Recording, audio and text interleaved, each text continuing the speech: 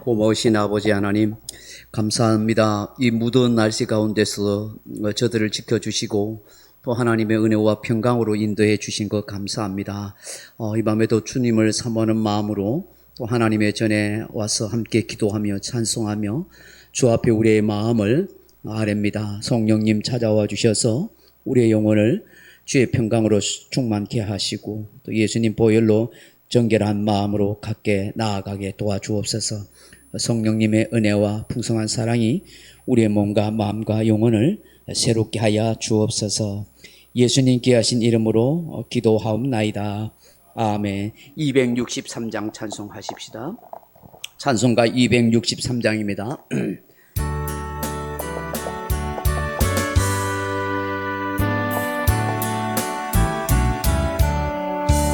이 세상 험하고 나 비록 약하나 늘 기도 힘쓰며 큰 권능 얻겠네. 주의 은혜로 예속받아서 비와 같이 붉은 죄는 같이 이겠네. 주님의 권능은 한없이 구원이 돌 같은 내 마음 곧 녹여주소서. 주의 은혜로 예속받아서 비와 같이 붉은 죄는 같이 이겠네.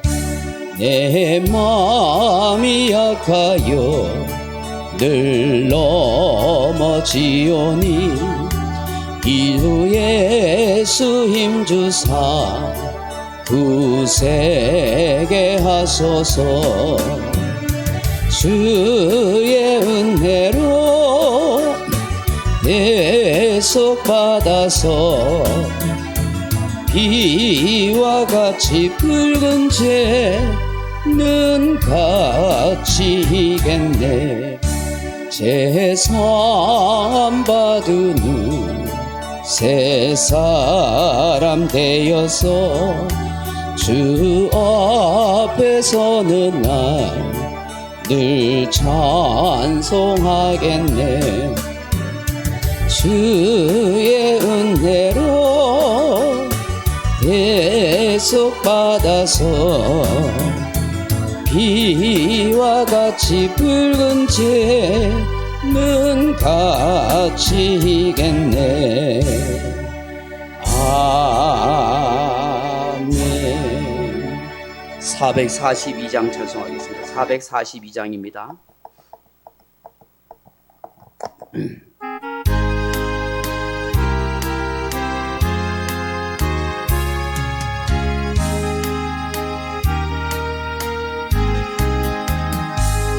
저장 믿고 뒤에 있을 아직 맺혀 있는 그때에 귀에 은은히 소리 들리니 주 음성 분명하다. 주님 나와 동행을 하면서 나를 친구 삼으셨네. 우리 서로 받은 그 기쁨 알 사람이 없도다. 그 정한 주의 음성 우는 새도 잠잠케 한다. 내게 들리던 주의 음성이 늘 귀에 쟁쟁하다. 주님 나와 동행을 하면서 나를 친구 삼으셨네. 우리 서로 받은 그 기쁨 알 사람이 없도다. 밤 깊도록 동산하네. 주와 함께 있으려 하나. 게으른 세상에 할 일 많아서 날 가라 명하신다. 주님 나와 동행을 하면서 날 친구 삼으셨네. 우리 서로 받은 그 기쁨을 알 사람이 없도다. 187장 찬송하십시다. 찬송가 183장입니다. 찬송가 183장.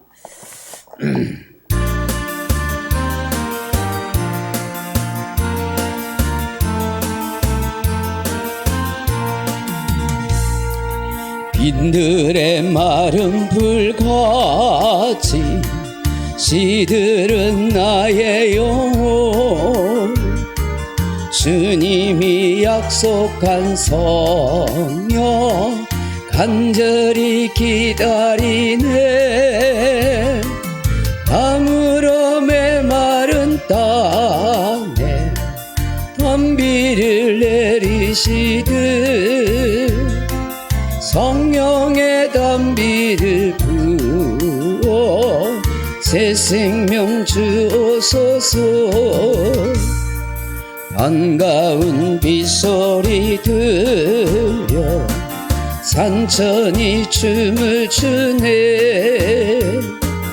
봄비로 내리는 성령 내게도 주옵소서. 아무로 메마른 땅에 단비를 내리시듯 성령의 단비를 부어 새 생명 주옵소서. 절 따라 우로를 내려 조목이 무성하니 갈급한 내 심령 위에 성령을 부소서.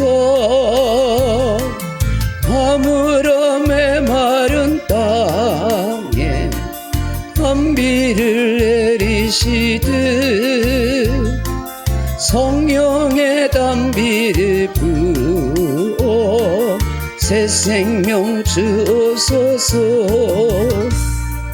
참되신 사랑의 언약 어길 수 있사오랴. 오늘의 흡족한 은혜 주실 줄 믿습니다. 아무로 메마른 땅에 단비를 내리시듯 성령의 단비를 부어 새 생명 주옵소서. 아멘. 397장 찬송하십시다. 찬송가 397장. 397장입니다.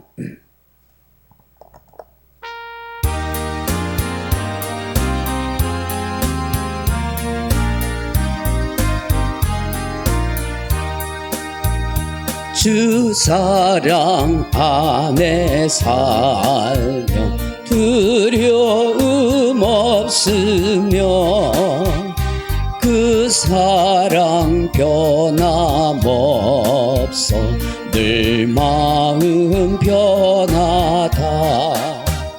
저 폭풍 몰아치어서 내 마음 떨려도 주 나의 곁에 계셔 폼낼 것 없어라. 주 나의 목자시니 부족함 없으며 주 인도하는 대로 늘 따라가리라. 그 지혜 나를 깨쳐 내 앞길 밝히니 나 주의 길을 따라 주 함께 살리라. 저 넓고 푸른 들판 내 앞에 열리고 그 검은 구름 거쳐 새 하늘 보인다. 끝없는 나의 소망 저와 난 생명길 참보배 대신 주님 늘 함께 하소서. 아멘. 60장 찬송하겠습니다. 찬송가 60장입니다.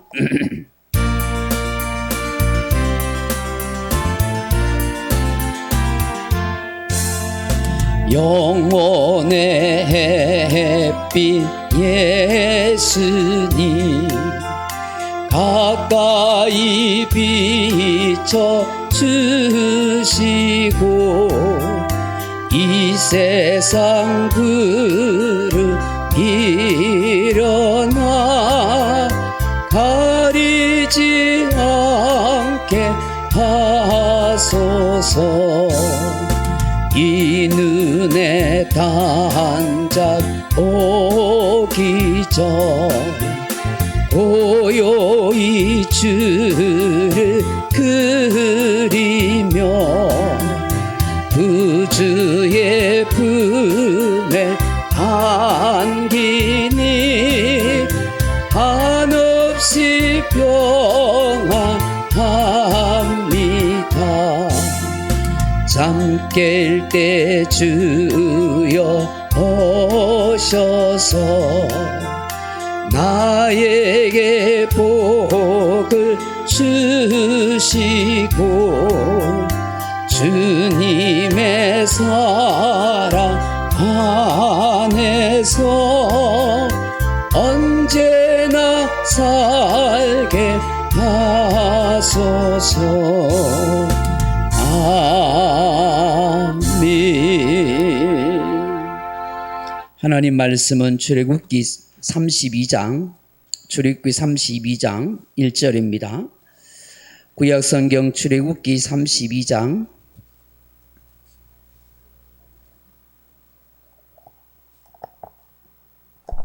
출애굽기 32장 1절에서 우리 19절 말씀까지 같이 20절 말씀까지 같이 읽어 보십시다. 출애굽기 32장 1절입니다. 백성이 모세가 산에서 내려오미 더딤을 보고 모여 백성이 아론에게 이르러 말하되 일어나라 우리를 위하여 우리를 인도할 신을 만들라. 이 모세 곧 우리를 애굽 땅에서 인도하여 낸 사람은 어찌 되었는지 알지 못함이니라. 아론이 그들에게 이르되 너희 아내와 자녀의 귀에서 금고리를 빼어 내게로 가져오라. 모든 백성이 그 귀에서 금고리를 빼어 아론에게로 가져가매 아론이 그들의 손에서 금고리를 받아 부어서 조각칼로 새겨 송아지 형상을 만드니 그들이 말하되 이스라엘아 이는 너희를 애굽 땅에서 인도하여 낸 너희의 신이로다 하는지라. 아론이 보고 그 앞에서 제단을 쌓고 이 아론이 공포하여 이르되 내일은 여호와의 절일이니라 하니 이튿날에 그들이 일찍이 일어나 번제를 드리며 화목제를 드리고 백성이 앉아서 먹고 마시며 일어나서 뛰놀더라. 여호와께서 모세에게 이르시되 너는 내려가라. 내가 애굽 땅에서 인도하여 낸 내 백성이 부패하였도다. 그들이 내가 그들에게 명령한 길을 속히 떠나 자기를 위하여 송아지를 부어 만들고 그것을 예배하며 그것에게 제물을 드리며 말하기를 이스라엘아 이는 너희를 애굽 땅에서 인도하여 낸 너희의 신이라 하였도다. 여호와께서 또 모세에게 이르시되 내가 이 백성을 보니 목이 뻣뻣한 백성이로다. 그런즉 내가 하는 대로 두라. 내가 그들에게 진노하여 그들을 진멸하고 너를 큰 나라가 되게 하리라. 모세가 그의 하나님 여호와께 구하여 이르되 여호와여 어찌하여 그 큰 권능과 강한 손으로 애굽 땅에서 인도하여 내신 주의 백성에게 진노하시나이까? 어찌하여 애굽 사람들이 이르기를 여호와가 자기의 백성을 산에서 죽이고 진멸하려는 악한 의도로 인도해 내었다고 말하게 하시려 하나이까? 주의 맹렬한 노를 그치시고 뜻을 돌이키사 주의 백성에게 이 화를 내리지 마옵소서. 주의 종 아브라함과 이삭과 이스라엘을 기억하소서. 주께서 그들을 위하여 주를 가리켜 맹세하여 이르시기를 내가 너희의 자손을 하늘의 별처럼 많게 하고 내가 허락한 이 온 땅을 너희의 자손에게 주어 영원한 기업이 되게 하리라 하셨나이다. 여호와께서 뜻을 돌이키사 말씀하신 화를 그 백성에게 내리지 아니하시니라. 모세가 돌이켜 산에서 내려오는데 두 전거판이 그의 손에 있고 그 판의 양면 이쪽 저쪽에 글자가 있으니 그 판은 하나님이 만드신 것이요 글자는 하나님이 쓰셔서 판에 새기신 것이더라. 여호수아가 백성들의 요란한 소리를 듣고 모세에게 말하되 진중에서 싸우는 소리가 나나이다. 모세가 이르되 이는 성전가도 아니요 폐하여 부르짖는 소리도 아니라 내가 듣기에는 노래하는 소리로다 하고 진에 가까이 이르러 그 송아지와 그 춤추는 것들을 보고 크게 노하여 손에서 그 판들을 산 아래로 던져 깨뜨리니라. 모세가 그들이 만든 송아지를 가져다가 불살라 부숴 가루를 만들어 물에 뿌려 이스라엘 자손에게 마시게 하니라. 아멘. 우리 34장 잠깐만 보겠습니다. 34장 1절에서 4절까지 같이 한번 읽어보십시다. 34장입니다. 여호와께서 모세에게 이르시되 너는 돌판 둘을 처음 것과 같이 다듬어 만들라. 내가 깨뜨린 처음 판에 있던 말을 내가 그 판에 쓰리니 아침까지 준비하고 아침에 시내산에 올라와 산 꼭대기에서 내게 보이되 아무도 너와 함께 오르지 말며 온 산에 아무도 나타나지 못하게 하고 양과 소도 산 앞에서 먹지 못하게 하라. 모세가 돌판 둘을 처음 것과 같이 깎아 만들고 아침에 일찍 일어나 그 두 돌판을 손에 들고 여호와의 명령대로 시내산에 올라가니. 아멘. 사랑하는 성도 여러분, 오늘은 이 출애굽기 32장 1절로 19절, 또 출애굽기 34장 1절로 17절 말씀, 또 우리가 읽지 않았지만 출애굽기 20장 1절에서 보시면은 하나님께서 이 십계명에 대해서 그렇게 말씀하십니다. 그래서 오늘 이 십계명 정신으로 살라 하는 제목으로 함께 말씀을 나누고자 합니다. 오늘은 지난주에 이어서 우리가 성막 시리즈에 이 법계, 언약계 이 세 가지 성물에 대해서 말씀을 나누도록 하겠습니다. 우리가 지난주에 살펴보았지만 하나님께서 이 법계 안에 세 가지 성물을 두셨다, 담도록 명하셨다 하는 것이죠. 그 첫째가 지난주에 우리가 살펴봤던 만나를 담은 항아리.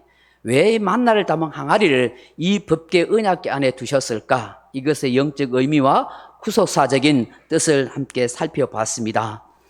그리고 또 하나가 있지요. 오늘 말씀하시는 이 돌비에 새겨진 십계명을 하나님의 법궤 안에 두라고 하십니다. 그리고 마지막으로 아론의 쌍난 지팡이를 이 법궤 안에 두도록 그렇게 말씀하셨습니다. 왜 하나님께서 이 돌비에 새겨진 십계명을 이 법궤, 이 언약궤 안에 넣도록 하셨을까 하는 것입니다. 어느 날 하나님께서 모세를 시내산에서 이렇게 부르십니다. 그래서 그 시내산에 올라간 이 모세가 하나님과 함께 오랜 시간 독대합니다. 약 40일을 이 시내산에서 그렇게 독대합니다. 사실 성경을 보게 되면 하나님이 모세를 자주 불러서 이 시내산에 오르락내리락 몇 번 한 것을 기록하고 있습니다.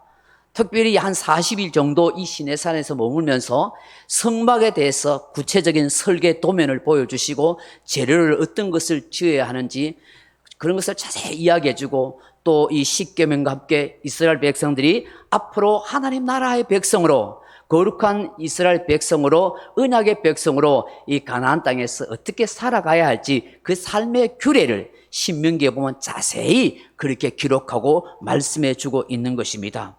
특별히 이 돌에 새겨진 이 십계명을 통해서 하나님이 직접 그것에 다 새겨주시는데, 이 십계명은 하나님께서 하나님 나라의 백성이 살아가야 할 신앙적 삶의 규례, 규범을 자세히 보여주는 말씀이다. 그렇게 할 수가 있습니다.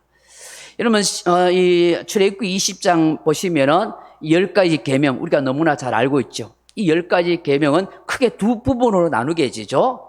첫째 계명부터 네 번째 계명은 하나님에 관한 것입니다.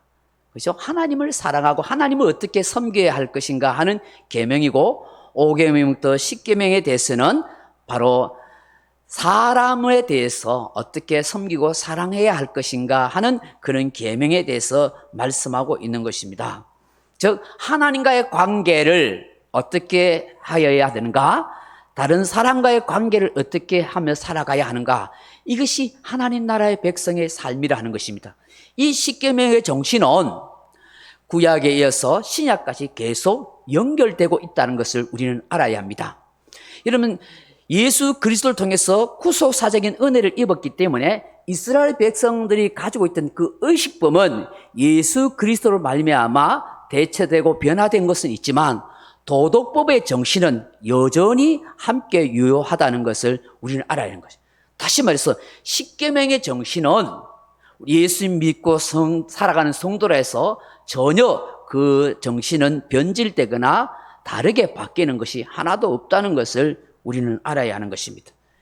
여러분, 이 1계명과 4계명 그리고 5계명과 10계명을 통해서 우리 예수님께서는 그것을 무엇으로 말씀합니까? 하나님 사랑과 이웃 사랑의 정신으로 그렇게 말씀해 주고 있습니다. 마태복음 22장 47절 이하에 보시면은 내 마음을 다하고 목숨을 다하고 힘을 다하고 뜻을 다하여 주 너의 하나님을 사랑하라 하셨으니 이것이 크고 첫째 되는 계명이요 둘째도 그와 같으니 내 이웃을 내 몸과 같이 사랑하라 하셨으니, 이 두 계명이 온 율법과 선지자의 강령이니라, 그렇게 말씀하세요. 이 십계명이 구약의 모든 정신, 모든 율법, 말씀, 그리고 선지자들이 그렇게 외쳤던, 선포하고 가르쳤던 그 말씀의 핵심 정신입니다. 다시 말해서 이 신구약 성경의 핵심 정신이, 한마디로 말해서 이 신구약을 딱 요약하면 하나님 사랑과 이웃 사랑입니다. 그걸 더 한마디로 압축하면 사랑이죠. 사랑. 그래서 너희가 서로 사랑할 때 하나님이 너희가 하나님을 사랑하는 줄을 안다. 그렇게 요한일서에서 말씀하고 있는 것이죠. 여러분, 이 구약의 이 모든 정신은 신약에도 동일하게 유효하다는 사실을 우리는 기억해야 될 줄로 믿습니다. 이 십계명을 하나님께서 친히 이 돌판에, 두 돌판에 새겨서서 이스라엘 백성들에게 들려주고 그 계명을 가르치고 지키고 살아가라고 그렇게 말씀하셨습니다. 근데 오늘 출애굽기 32장에 보면 이 거룩한 이 하나님의 백성으로서 살아가야 할 삶의 원리와 규범을 담은 이 십계명을 가지고 이 모세가 내려오는데 그 산 아래에 있던 이스라엘 백성들이 지금 어떻게 되었습니까? 모세가 십계명을 받아 내려오기 전에 벌써 산 아래에 있던 이스라엘 백성들은 모세가 산에 올라간 지 몇십일이 지났는데 내려오지 않으니까 어떻게 해요? 다들 죽거나 짐승에게 먹혔거나 잘못됐다고 그렇게 생각했던 거예요. 한정없이 이 광야에 머물러 있기가 참으로 이스라엘 백성들은 답답했던 것 같습니다. 그리고 막막하고 두려운 마음이 들었던 것 같아요. 자기들을 이끌어왔던 지도자가 갑자기 사라지니까 어디를 어떻게 해야 될지를 도무지 오리무중 가운데 있는 거예요. 여러분 한번 생각해 보세요. 광야에 있는 이스라엘 백성들의 입장을 이해해 보시라고요. 어느 날 아이를 데리고 갔던 부모가 시장통에서 손을 놓쳤을 경우에 그 엄마를 잃어버린 그 아이의 그 당함과 그 불안과 그 두려움, 그것이 마치 광야에 있었던 이스라엘 백성들의 상황일 수도 있다는 걸 생각해 보세요. 그러면 뭔가 하소연하지 않겠어요? 불평과 불만을 터뜨리지 않겠어요? 두려움에서 벌벌 떨지 않겠어요? 그래서 모세의 형인 아론을 찾아가서 당신의 동생, 당신의 지도자는 어떻게 산에 올라갔는지 어떻게 됐는지 알 수 없다. 그러니 우리를 지도할 신을 만들라고 그렇게 이야기하는 거예요. 우리 이끌 지도자가 없으니까 모세의 지도자가 없는 것이 마치 하나님도 없는 것처럼 그렇게 그들은 느꼈던 것 같아요. 그래서 신을 만들라고 아론을 막 얘게 떼를 쓰고 그렇게 이야기합니다. 그 성화에 못 이겨서 아론이 어떻게 합니까? 아론도 어떻게 변명해 줄 길이 없잖아요. 곧 내려올 기다. 모세의 행동도 아론도 모르는 거예요. 아론도 답답하기 마찬가지였던 것 같아요. 그래서 어떻게 해요? 아론이 생각한 것이 너희들이 금을 다 가져왔느냐. 그래서 여성들이 가져 금가락지하고 여기에 귀에 걸고 있던 거 딱 금을 가져다가 그걸 다 녹여가지고 그걸 칼로 만드니까 금송아지를 만들어 버렸어요. 왜 금송아지를 만들었을까? 이것의 배경은 조금 이따가 설명을 할게요. 어쨌든 간에 이 금송아지를 만들어 가지고 막 그려놓고 이것이 오늘 여호와의 절일이라 하고 다음 날부터 번제와 화목제를 드리고 함께 먹고 마시고 춤추며 신이 난 거예요. 이 금송아지가 우리를 애굽 땅에서 인도하여는 여호와 하나님이다라고 그렇게 외치면서 완전히 취해서 광란의 축제를 그렇게 벌이게 된 거예요. 여러분, 이런 모습이 이해가 되십니까? 하나님은 이런 이스라엘 백성들을 보시고 이 시내산에서 대면하고 있던 이 모세에게 그렇게 말씀하셔서 이 백성들이 부패하였다. 이 백성들은 목이 뻣뻣한 교만한 백성이다. 아주 마음이 교만하고 완악한 마음이 있다. 그래서 하나님께서 참지 못하고 진노하사 이스라엘 백성들을 다 어떻게 하시고요? 진멸하시겠다고 하는 거예요. 진멸. 얼마나 힘들게 애굽 땅에서 인도해 오셨는데 하나님께서 이 우상 숭배하는 이 이스라엘 백성들 보고 다 멸해 보시겠다고 멸하겠다. 그러면서 하나님이 모세 너를 통해서 큰 민족, 큰 사람을 만들겠다.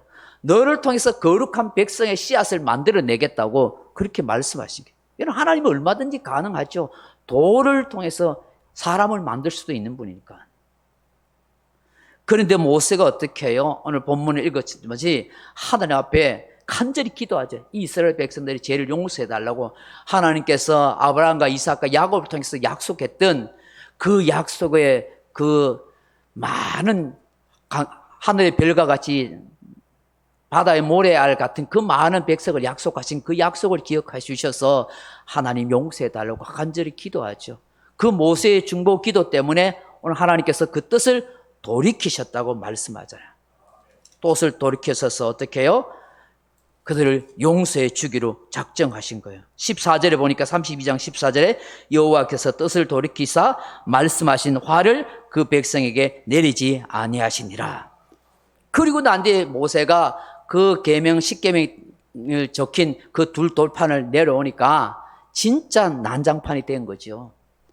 같이 수행해 왔던 여호수아에게 여호수아가 무슨 일인지 잘 모르겠습니다. 이게 전쟁 난 것도 아니고 이게 죽을 일 생긴 것도 아니고 이게 우상 숭배한 광란의 축제가 벌였다. 그 모습을 본 이 모세가 어떻게 해요?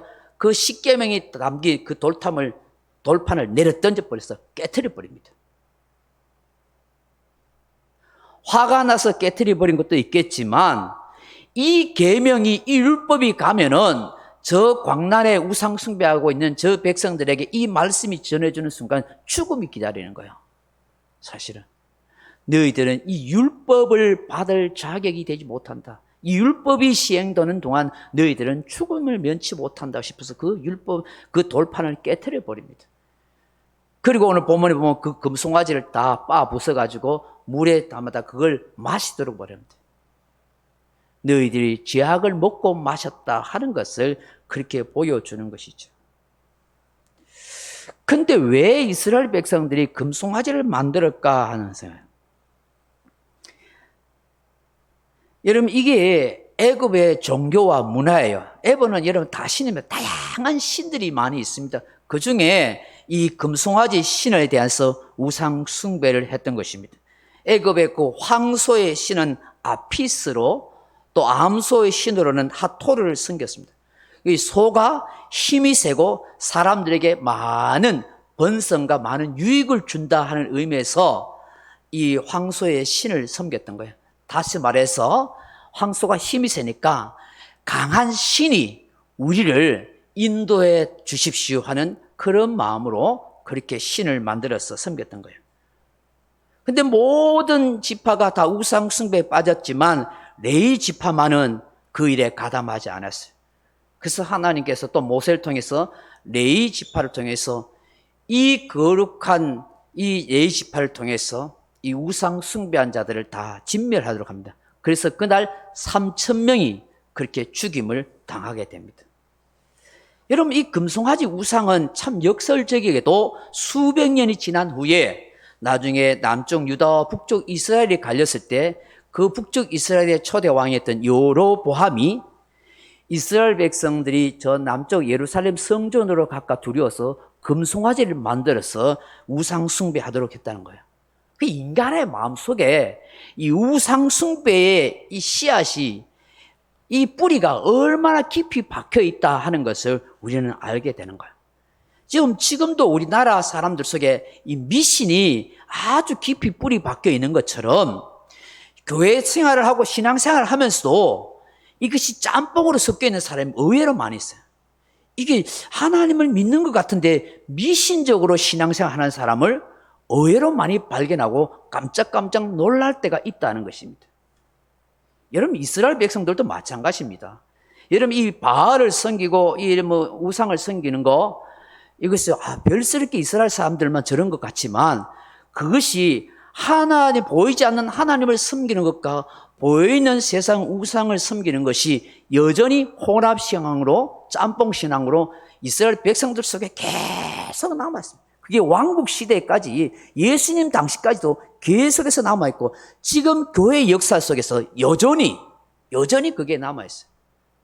오늘 우리 속에도 그런 게 있을 수가 있어요. 그래서 끊임없이 신앙은 말씀 안에서 개혁되어 나가야 되는 거예요. 내 자신이 참 믿음에 서 있는지, 말씀을 기준으로 해서 말씀과 어긋나지 않는지, 자꾸 세상적이고 미신적이고 기복적이고 육신적인 그런 신앙이 내 속에 들어와서 나를 혼합신앙으로 만들지 않는지, 정말 순수한 예수 신앙으로 내가 믿고 있는지를 계속해서 점검해 가야 하는 것이죠. 이렇게 금송아지 우상 숭배가 일어난 까닭이 뭘까 하는 것입니다. 저는 네 가지를 생각해 보게 되는 거예요. 여러분, 이거는 오늘 우리가 신앙생활에도 굉장히 적용해야 할 부분인 거예요. 첫째로는 뭐냐면, 우상을 숭배하고 금송아지 우상 숭배 사건, 이건 뭐냐면 하나님에 대한 참된 지식이 결핍되었기 때문이라는 거예요. 하나님에 대한 지식이 결핍되는 데서 기인하는 거예요. 그 호세아 선지자가 호세아서 6장에서 말씀하는 것처럼 하나님을 아는 지식이 없어서 내 백성이 망하는도다라고 그렇게 말씀하는 거예요. 하나님을 경험해 보지 못한 것, 하나님을 제대로 된 지식으로 배우지 못한 것 때문에 우상 숭배의 죄에 빠지게 되는 거예요. 다트 엘로임, 하나님을 경험한, 하나님에 대한 분명한 지식이 부족할 때에 이단에 빠지게 된다는 것이에요.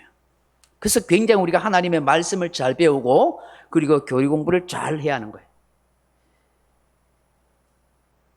며칠 전에 제 후배 목사 두 사람이 신천지에서 울산 집화장을 한 사람이 있어요. 그래서 이 신천지 울산에 지금 몇만 명이 되는데, 만 명이 넘는데, 그에서 80%를 이 사람이 기존 교회에서 빼내와가지고 이 신천지 집화장을 한 사람이에요. 이 사람이 지금 이만희하고 갈등석에 나와서 따로 지금 독립한 사람이에요.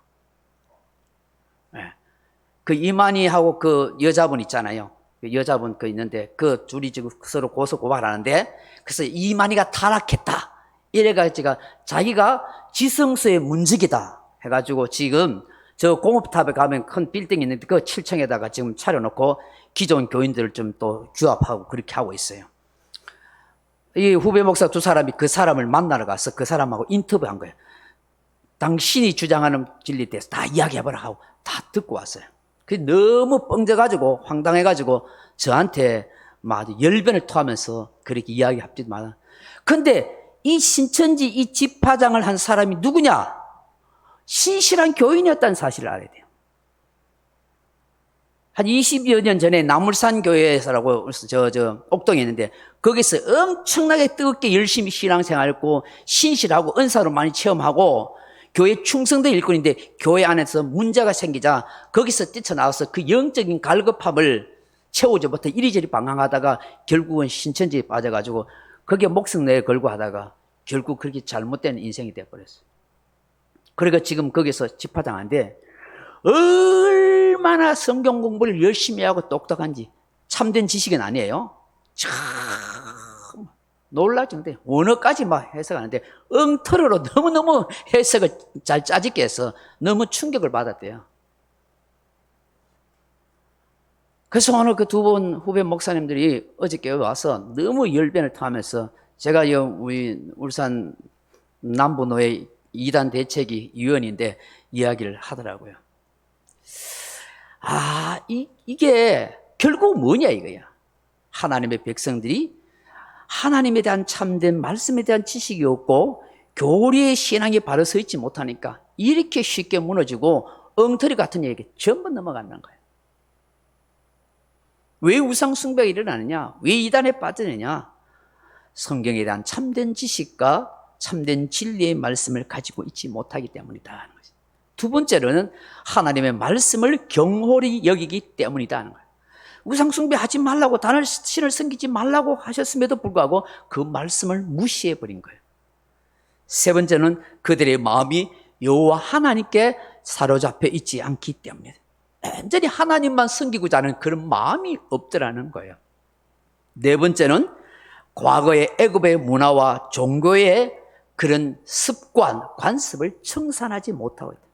예수 안에서 살아가면 여러분 새로운 삶, 새로운 인생의 삶을 살아가야 하는데 여전히 제약된 문화 속에서 세상 한 발과 교회 한 발, 또 여러 가지 미신적인 것도 같이 겸하는 이런 신앙생활이 결국은 우상 숭배의 죄에 빠지게 한다 하는 것입니다.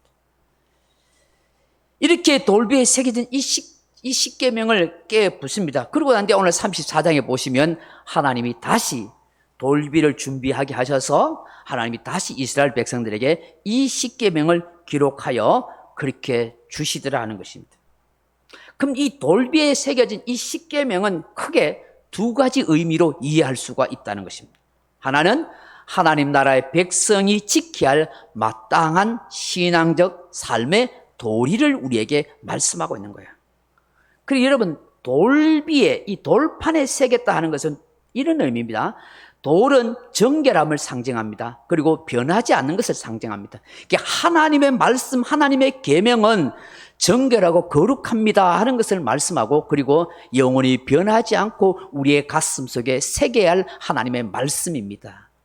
돌판은 예수 그리스도를 말씀할 수도 있고 그 새겨진 하나님의 말씀인가. 예수 그리스도의 말씀은 우리에게 영원한 말씀, 변하지 않는 말씀, 정결하고 거룩하고 흠이 없는 말씀이다 하는 것을 우리에게 말씀하는 것입니다.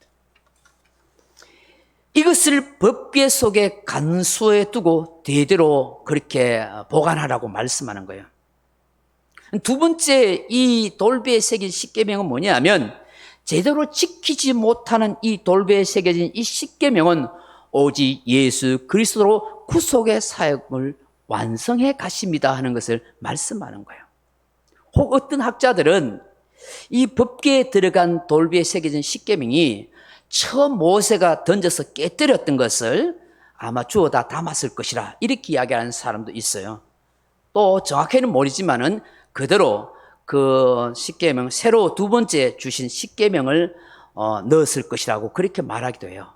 학자들마다 좀 견해는 달라요. 왜냐하면 이 돌비에 새겨진 그것을 그냥 법궤 안에 넣어놓으면 이스라엘 백성들에게 계속해서 그걸 가르치고 전파해야 되는데 거기에 보관해 놓으면 안 되잖아요.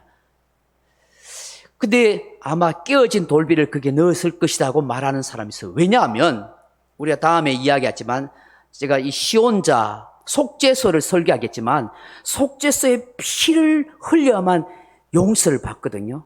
그 뚜껑 안에 있는 것이 바로 만다를 담은 항아리, 그리고 돌비에 새겨진 십계명과 아론의 쌍난 지팡이는 하나님의 기적과 역사를 말하기도 하지만 이스라엘 백성의 철저한 부패와 제약과 원망과 타락의 증거이기도 하거든요. 이 세 가지가. 그걸 들다 보면 죽는 거예요. 그래서 그 속죄서를 덮어서 피로 그들의 죄를 용서하는 거예요. 다음에 설교하겠지만.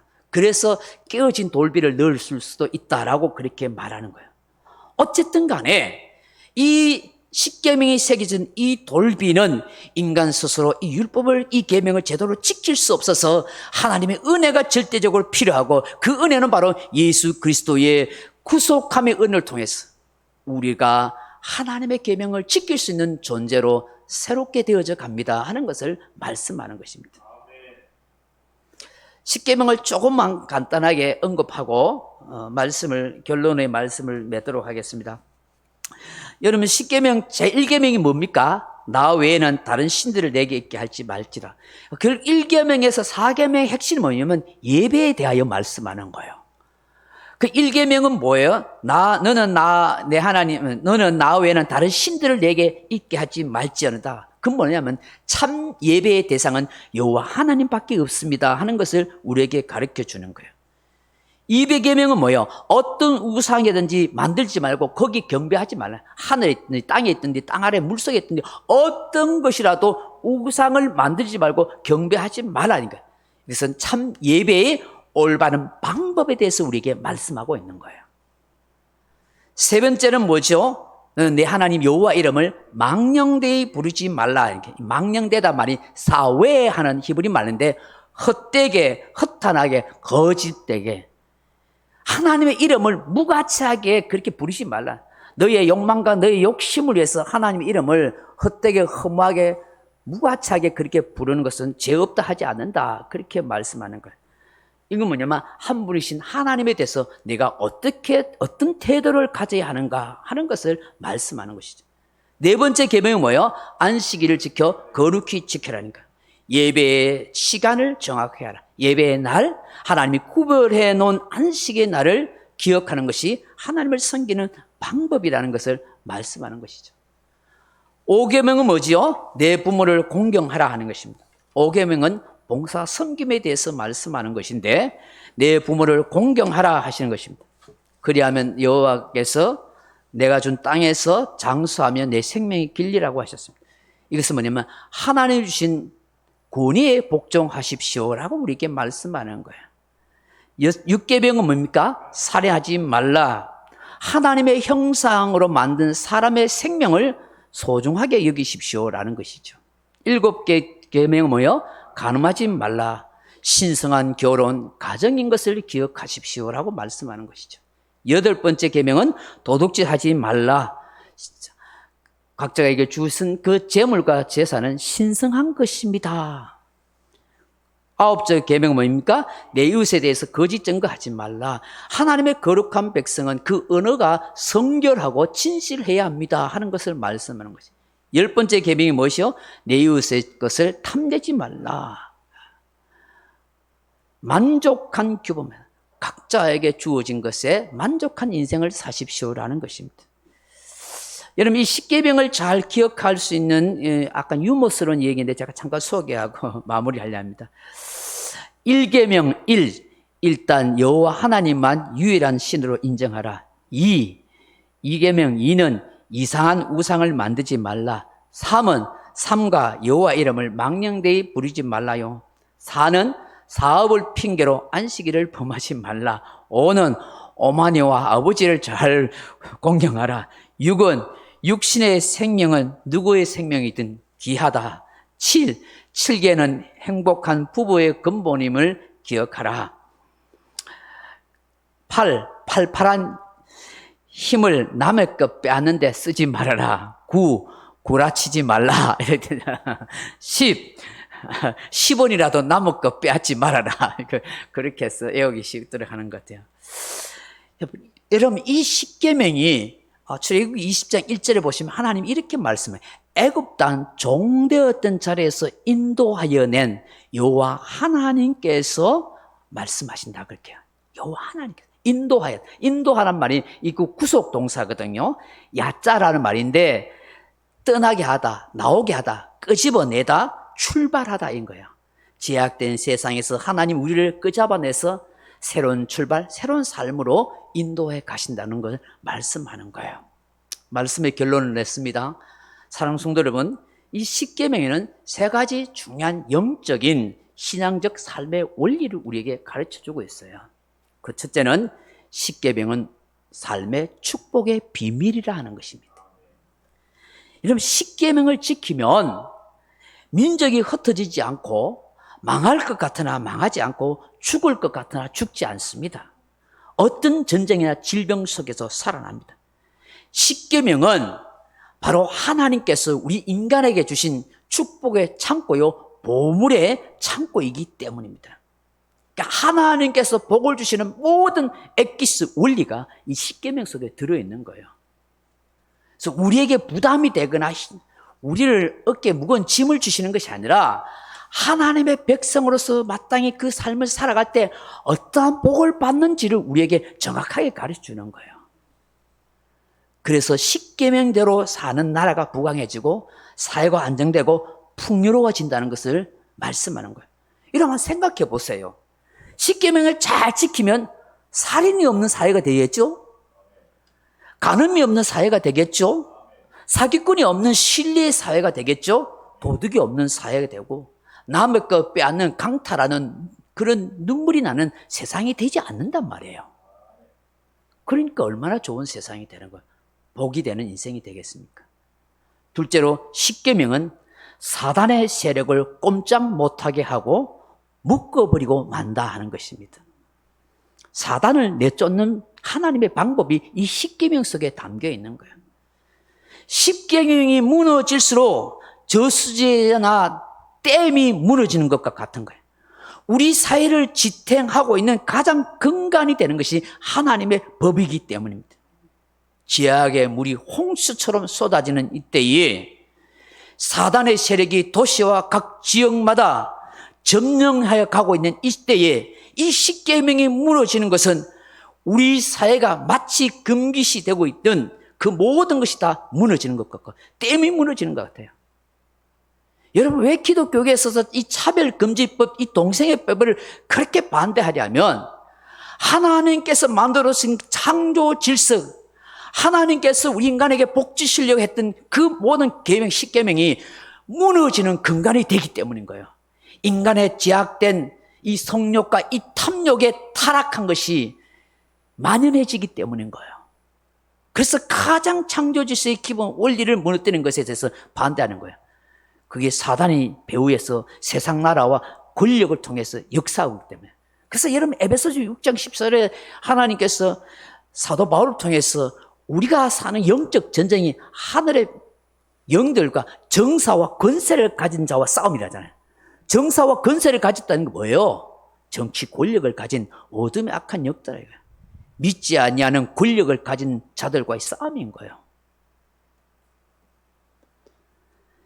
그렇기 때문에 십계명을 지키다는 것은 사단의 공격을 막아내는 방법이고 사단을 내쫓는 것이 바로 십계명입니다. 아무리 사탄이 유혹하고 공격해온다 할지라도 우리가 십계명을 붙들고 십계명만 제대로 지키고 산다면 사단 결코 이길 수 없어요. 교회를 무너뜨릴 수 없어요. 한 길로 왔다가 7길로 도망가는 거예요. 그렇게 정말 우리가 십계명 말씀을 묵상하면서 그 말씀의 의미를 더 깊이 나눠야 돼요. 저희 목사님들이 교육진 목사님이 한 8, 9분 모임을 가져요. 요새는 코로나 때문에 줌으로 모이기도 하고, 그전에 저희 교회에서 삼성에서 모임을 가졌어요. 우리도 목사님들도 같이 십계명을 공부합니다. 좀 더 깊이 합니다. 십계명을 어디까지 적용할 수 있는가? 그저께는 안식일에 대해서 나눴는데 다양한 토론, 아주 신학적인 주제로 토론을 했었습니다. 제가 매주 주보에 실린 그 내용을 가지고 심각하게 이야기합니다. 그 다양한 주제가 이야기들이 나옵니다. 얼마나 이 십계명이 중요하고 이 교리가 중요한지를 우리가 함께 나누고 있는 것입니다. 마지막으로 이 십계명은 율법이 아닌 은혜로 살아내는 것입니다 하는 것을 우리에게 말씀하는 것입니다. 십계명을 지켜가는 것이 쉬운 일 아닙니다. 그러나 은혜 받으면 지킬 수 있다 하는 것을 우리에게 말씀하는 것입니다. 예수님을 잘 믿고 은혜 가운데 살아가게 되면 이 십계명을 지켜줄 수 있는 하나님께서 능력과 지혜와 믿음을 주시는 것입니다. 아니, 이 마지막 시대를 살아가는 저와 여러분이 이 십계명의 정신을 정말 잘 붙들고 믿음으로 살아갈 때 우리의 사회와 우리의 가정과 우리의 교회를 지켜갈 뿐만 아니라 하나님의 뜻을 이루고 하는 거룩한 하나님의 백성의 삶을, 하나님 나라의 삶을 살아갈 수 있다는 것입니다. 이 십계명의 정신으로 함께 살아갈 수 있는 저와 여러분 되기를 주님의 이름으로 축원합니다. 기도하겠습니다. 아버지 하나님, 구체적으로 좀 십계명의 정신을 다음 기회에 또 나누도록 하겠지만 하나님께서 이스라엘 백성들에게 이 십계명을 주신 것은 하나님 나라의 백성으로서의 신앙적 삶의 원리와 근간이라는 사실을 우리에게 말씀하시고 이는 신학시대를 살아가는 예수 안에 있는 성도들이 더욱더 누려야 할 축복의 비밀이라는 것과 사단의 세력을 이길 수 있는 능력과 권세가 된다는 것과 하나님의 은혜로 살아갈 수 있는 축복의 삶이라는 것을 깨닫게 하여 주심을 감사합니다. 이 계명의 말씀 우리가 잘 삶에 적용해 갈 수 있는 믿음의 성도들이 다 되게 하여 주옵소서. 주님과 늘 동행하는 복 있는 인생들이 되게 해 주옵소서. 예수님 이름으로 기도합니다. 아멘. 찬송가 435장 찬송하십시오. 나의 영원하신 기업입니다.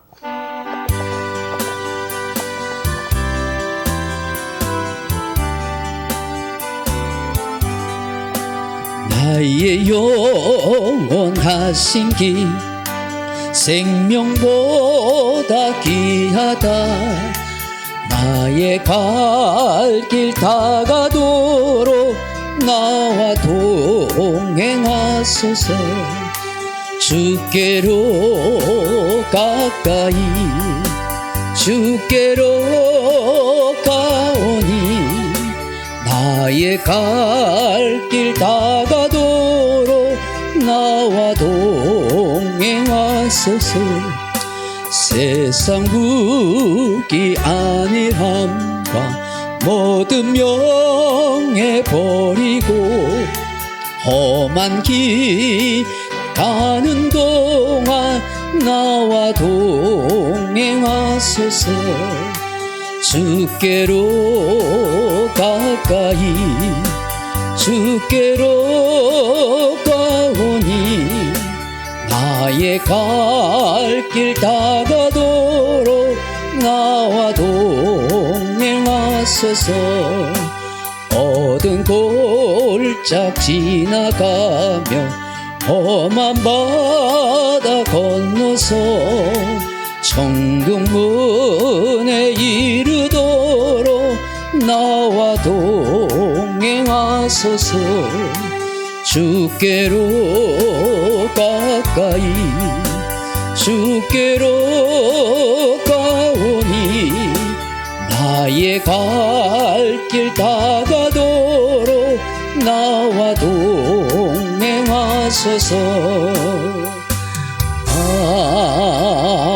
아멘.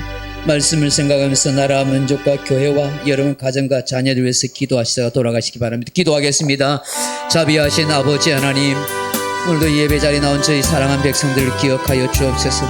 우리가 하나님 나라의 삶을 살아가고 하나님의 거룩한 백성으로 불러주셨어. 참으로 언약 백성으로 이 땅에서 예수 그리스도 안에서 살아가게 하시는 것 감사합니다. 자비하신 아버지 하나님, 우리에게 주신 이 돌비에 새겨진 이 십계명의 이 말씀이 우리의 마음판에 잘 새겨지게 하여 주시옵소서.